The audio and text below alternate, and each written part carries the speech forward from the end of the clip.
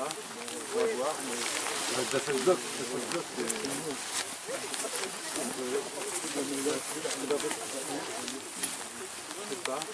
Chaume dit des Séverins que nous allons visiter ce soir. Vous pouvez y voir une nature proche de l'endroit où nous irons, qui lui est protégé de par son accès. Revenons donc à ce que je disais. On venait de me demander de confectionner un conte pour ce lieu. Il faisait beau ce jour de mars. J'ai vu des freux, un bourdon et un peu plus loin un relais de chasse en bois dénommé par un panneau la cabane, ce qui m'a semblé très original. Cette cabane était pourvue à l'intérieur d'un four, de tables et de bancs entassés, de quoi faire un joyeux banquet d'automne. Alors que je m'apprêtais à repartir, j'ai vu venir une voiture devant laquelle courait un chien. Ce chien changea brusquement de direction et vint droit sur moi. Il avait un petit œil rieur et sympathique. Il s'arrêta à 1 mètre de mes pieds et lâcha quelques aboiements que je tentais de contenir en lui parlant gentiment. Son maître, qui avait stoppé son véhicule à une dizaine de mètres, appela « Caroline, Caroline !» Puis il ouvrit sa portière et sortit. Si tout le haut de son corps était d'un être humain, le bas semblait appartenir à un kangourou de belle taille. Bien sûr, j'avais compris que Caroline était une chienne. L'homme m'expliqua que cette chienne était jeune et joueuse, mais aucunement méchante. Je n'osais bouger de crainte de m'éloigner du maître, que la chienne ne me suive et que je ne m'éloigne du maître. Celui-ci ait fait remonter son animal. Mais juste avant de grimper, cet animal me regarda d'une drôle de façon. Jamais un chien ne m'avait fixé de la sorte. Et j'entendis à ce moment une voix chuchotée « Reviens ce soir, passons ». Je regardai autour de moi, il n'y avait personne. Le maître remonta dans sa voiture en pliant ses drôles de jambes et s'en alla vers Veuil. C'est bien par là. L'après-midi, je feuilletais des livres de mythologie, mais nulle part je n'aperçus d'homme kangourou. Et puis, allant comme ça, surfant sur mon ordinateur, j'en suis arrivé à l'histoire de la cimenterie, qui, finalement, est due au hasard. C'est-à-dire qu'en 1928, il y a un homme qui est dans un train, qui doit faire Bordeaux-Paris, Paris-Bordeaux, et le train tombe en panne à Angoulême. Alors il descend du train, évidemment, comme tout le monde, et son travail, c'est de chercher des sites où implanter des cimenteries. Donc il descend, il regarde par terre, il voit du calcaire, un peu plus loin, il voit de l'argile, il prend son petit seau, sa petite pelle, il fait prendre des échantillons, il rentre chez lui, et 3 ans après, en 1931, on inaugure l'usine. Mais bon, toujours pas d'homme kangourou dans cette histoire. Bon, alors c'est là après, il y a des moments comme ça, faut que je me retrouve. Mais enfin, c'est pas mal, je suis pas trop mécontent. Voilà.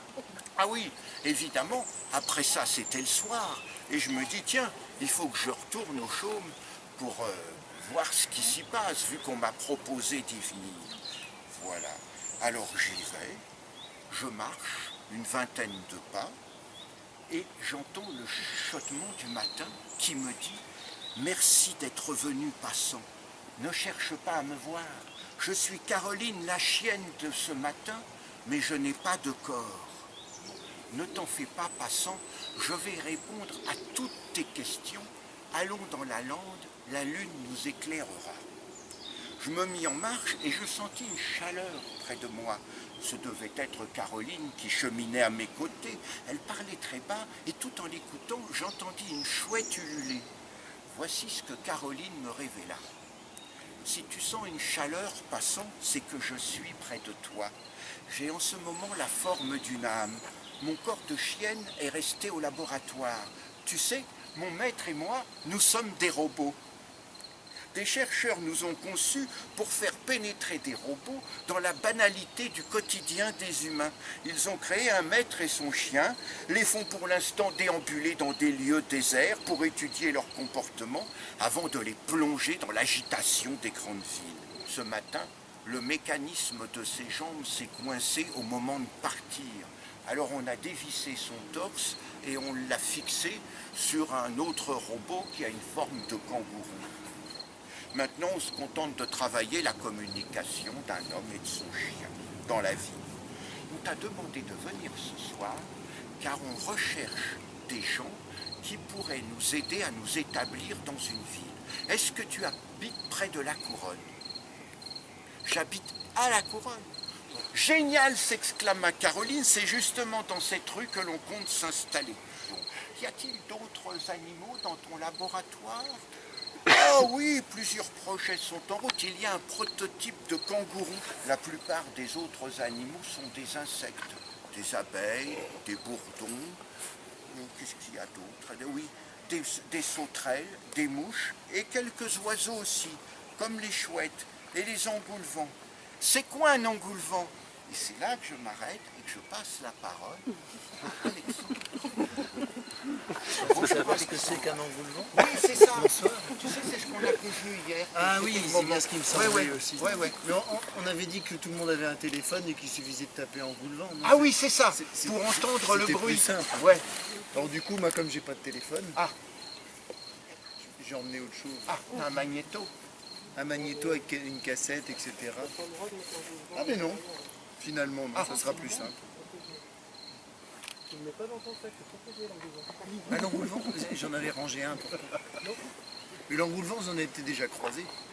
C'est une sorte de bruit de robot. Vous connaissez les Solex? Ça vous dit quelque chose? Ouais. Certains dans l'assemblée connaissent très bien. Mais je ne donnerai pas les noms. L'engoulevent, comment vous expliquer?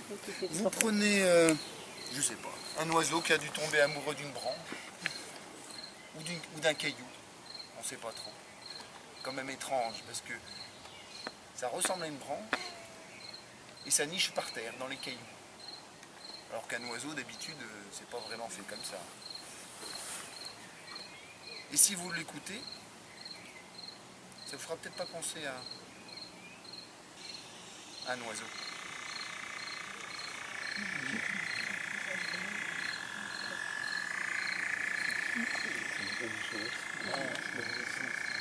Mais il faut que j'arrête vite parce que je sais pas ce que je suis en train de raconter.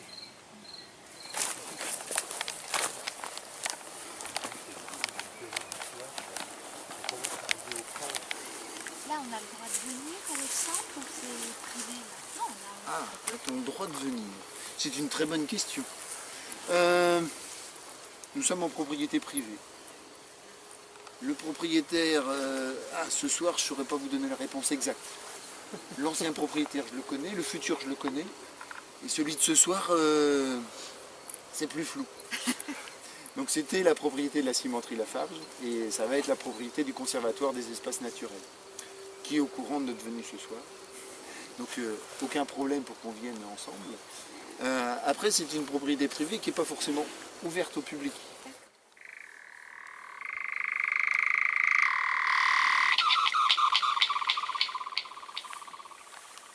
Quand même de laisser la tranquillité du lieu. C'est un peu loin.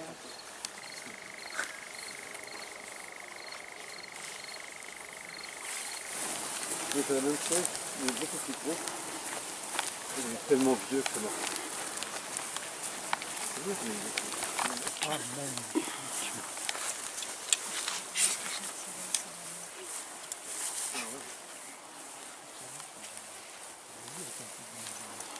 Moi, comme je suis une âme, je ne vois rien.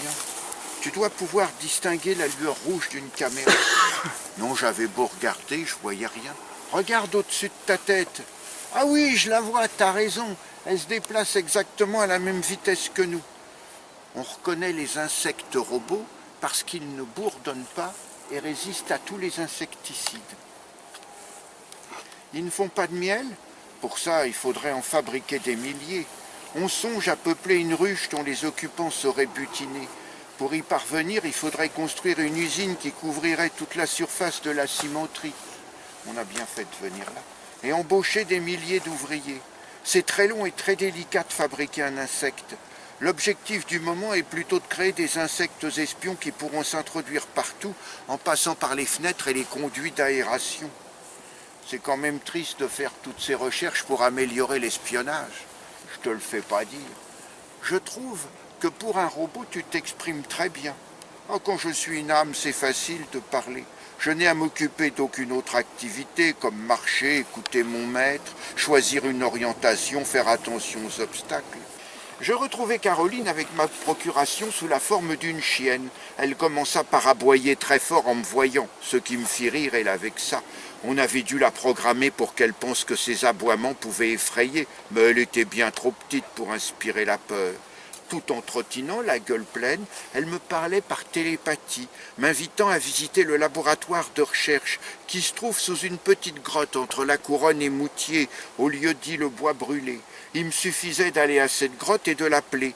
Caroline était le mot de passe. Bon, je vous raconterai la fin tout à l'heure.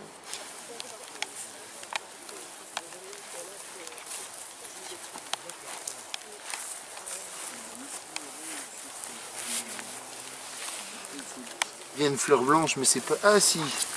Mais voilà nos petites étoiles. Sur le caillou, presque.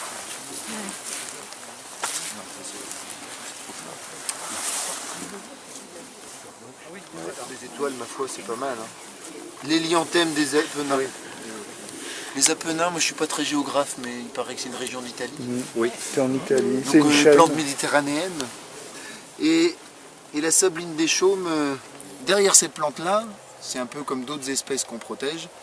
Si on fait le nécessaire pour cette plante-là, on va croiser tout un cortège de d'autres plantes et d'animaux.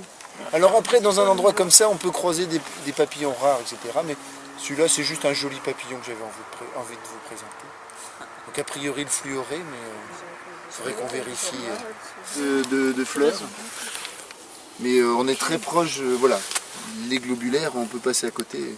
Donc ça aussi, c'en est une globulaire de Valence. Caroline m'apprit qu'elle était reliée à une étoile qui ainsi lui fournissait son énergie. Les scientifiques ont mis au point des farandoles d'atomes qui traversent l'espace et se branchent sur une étoile pour en capter un peu d'énergie. Cela fonctionne comme un langage, me dit-elle. Je t'ennuie avec mes explications, on dirait. Un peu, dis-je, mais continue. Je vois que tu as du plaisir à exposer ces techniques encore un peu cachées. Tu comprendras mieux quand tu viendras au centre de recherche. Un dernier mot. Les atomes qui composent mon âme ne sont pas du tout ordonnés.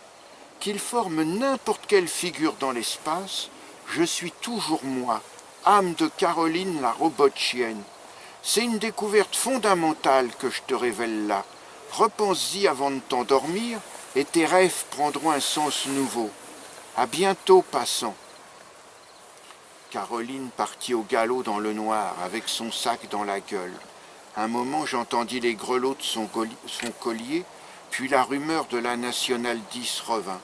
Souvent, au cours de nos conversations, elle insistait pour que ces chaumes soient protégés. Il y a là des papillons rares, des serpents, et même parfois à l'ombre d'un circaète Jean Leblanc qui vient frôler les buissons. On ne peut imaginer mieux que la nature, seulement l'imiter moins bien. S'il n'y a plus de faune dans cet endroit, les scientifiques iront s'installer ailleurs, dans un lieu mieux préservé. Voilà ce que je peux vous révéler de ma rencontre avec cette curieuse chienne. Vous pouvez revenir sur les chaumes des galants quand bon vous semble. Elles sont grandes ouvertes de jour comme de nuit. Vous serez toujours étonné par les rencontres que vous y ferez. Peut-être en plus verrez-vous Caroline gambader entre les arbustes, ou bien entendrez-vous ses grelots. Personnellement, je n'ai pas découvert le laboratoire. J'ai trouvé une grotte, certes. J'y ai prononcé le mot Caroline plusieurs fois. Mais rien ne s'est passé. Peut-être aurez-vous plus de chance que moi. Je vous laisse. Faites de beaux rêves, avec un commencement, un déroulement et une fin heureuse. Et pensez aussi aux étoiles, notre source d'énergie de demain.